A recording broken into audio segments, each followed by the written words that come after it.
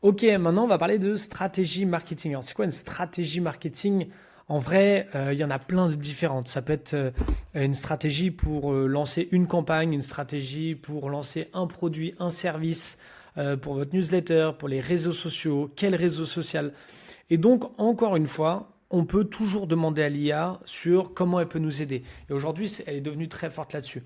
Donc, si j'étais à votre place, je m'écouterais, mais surtout, je demanderais à l'IA comment ChatGPT peut m'aider sur mes stratégies de marketing. Évidemment, si vous mettez plus de contexte, c'est toujours mieux, je le répète encore et encore, mais là, il va vous donner globalement ce qu'on peut faire. Clarifier ta stratégie globale. Donc, voilà, avant le détail, il y a la stratégie globale, ta proposition de valeur, tes personas clients, tes canaux marketing, construire un positionnement différent. Et donc moi, là, c'est quoi mon rôle? C'est pas vous dire taper dans l'intelligence artificielle comment faire. Mon rôle, c'est de vous donner des nuances. Faites attention à ci et à ça. Moi, je peux vous dire que tous ces trucs-là, c'est comme le branding. ChatGPT va être très fort, mais ne le prenez pas à la lettre. Prenez-le comme un accélérateur, comme un outil qui va vous aider à clarifier. Mais dans les personas clients, parfois il va se tromper. C'est à vous de donner plus de contexte et de dire ok, ça me donne une idée, je garde tel truc dans le lot. Positionnement différent, il est très fort dessus, mais c'est à vous d'affiner. Positionnement au niveau tarifaire, au niveau de la proposition de valeur, au niveau de l'image, ça dépend du marché. Si vous êtes dans la logistique ou c'est dans le monde du luxe, ça n'a rien à voir par exemple. Générer des idées de campagne créatives, angles de communication, calendrier éditoriaux, tout ça, faut essayer en fait. Et vous allez vous faire votre propre idée sur si ChatGPT peut vous aider vraiment dessus ou pas. Moi, je vous donne juste un petit truc avant de continuer à blablater là-dessus. C'est que je pense que sur ce genre de stratégie et d'utiliser l'IA comme un allié stratégique, c'est toujours bien de commencer par soi-même.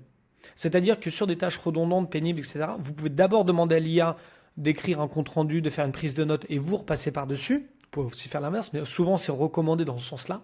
Alors que quand il s'agit d'un travail de réflexion, c'est mieux de commencer soi-même à se dire et ça on en a déjà parlé, à se dire quelle est ma stratégie, quelle est mon image, qu'est-ce que je veux véhiculer, etc. Et ensuite d'en parler à l'intelligence artificielle avec tout le contexte, tout le détail pour qu'il puisse vous donner peut-être des angles de vue que vous avez peut-être pas pu explorer et tout ce dont on a parlé tout à l'heure, les angles morts, etc. Là, il parle de rédiger, optimiser les contenus, analyse et amélioration. Donc là, il va un peu trop loin, je trouve. Mais globalement, c'est ça, il peut nous aider sur la stratégie globale et ensuite toutes sortes de stratégies, de campagne, de réseaux sociaux. Et donc quand vous faites une stratégie de réseaux sociaux, soyez précis. Ne dites pas aide-moi sur ma stratégie de réseaux sociaux. Ou alors si vous faites ça, dites pose-moi des questions. Tenez, on va essayer, regardez. J'aimerais que tu m'aides sur ma stratégie de réseaux sociaux. Je sais pas trop par quel bout prendre. J'ai essayé Instagram et LinkedIn. C'était pas convaincant. Propose-moi des trucs, des canaux différents, des idées. Pose-moi des questions pour améliorer tes réponses.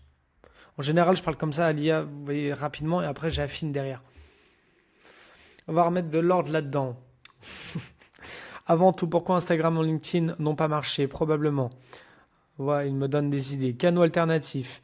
Email, WhatsApp, Telegram, Discord, YouTube. Donc là, plus vous allez être précis sur votre marché, qui est la cible, quel est le service, le produit, le monde dans lequel vous êtes, mieux il va pouvoir vous orienter parce que là, il vous donne toutes sortes de canaux différents. Twitter, YouTube, c'est très différent Twitter et YouTube. Donc si vous faites des recettes de cuisine comme fait ma femme, c'est un autre monde que si vous êtes journaliste et là, on va plus être sur Twitter alors que dans les recettes, ce sera peut-être un format YouTube, Instagram beaucoup plus préférable. Donc vous voyez, le but c'est que vous puissiez avoir des pistes de départ et ensuite aller plus loin. Donc on va tester, on va voir, regardez. Moi je suis photographe, je photographie des portraits surtout d'entrepreneurs genre 45 ans et qui véhiculent beaucoup d'émotions, une force calme. Donc Twitter, je sais pas si c'est le meilleur, tu me conseilles plutôt peut-être Instagram et sinon propose-moi d'autres pistes. Si oui, dis-moi ce que je pourrais faire comme stratégie. C'est un exemple. Encore une fois, c'est une discussion qu'il faut avoir. Et sur les stratégies, c'est super intéressant. Il faut être exigeant, d'accord? C'est ça les nuances que je vous donne. Il faut être exigeant. Et vous regardez bien ce qu'il dit. Oui, c'est naturel. Si il manque quelque chose, faut lui dire. Il recommence encore et encore.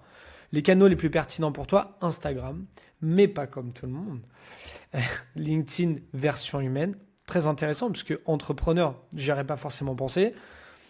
Email newsletter, très sous-estimé pour toi, mais il y a un énorme potentiel. Pourquoi? Voilà, il me dit pourquoi, etc. Donc, vous voyez, n'hésitez pas, n'importe quelle campagne, ça peut vous donner des idées, campagne, stratégie, mais il ne faut pas tout de suite se jeter dans les visuels.